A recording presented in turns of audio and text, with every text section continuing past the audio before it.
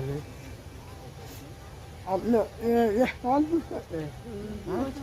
पूछे जब बच्चा जब पैदा होता है तो ऐसे होता है, कैसे होता है? बताइए आप।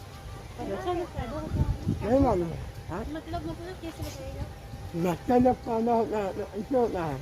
कैसे बच्चा कैसे अंडे से पैदा होता है हाँ तो कैसे होता हाँ, तो बताइए आप लोग। है?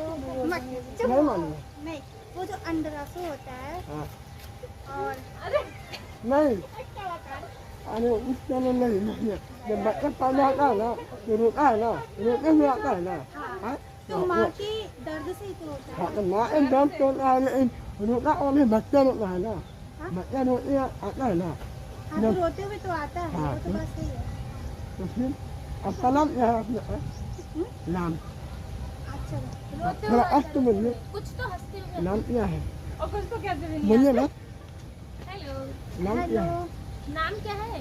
आंचल। आंचल, थोड़ा अस्त बोलिए। आपका नाम? सोहिनी। सोहिनी। आपका नाम? मोनिका। आपका नाम? सरिता। सरिता। फिर आप लोग से बहुत ही मिलकर अच्छा हुआ। बहुत आपने अच्छा लगा, बहुत अच्छा लगा। वीडियो अच्छा लगा ना? अब आपका घर कहाँ है? आपका घर? मेरा घर 12 बाई से। 12 भाई सभी हो? हाँ सबके। अच्छा सभी हो 12 भाई में घर है। और इसका ये लोग है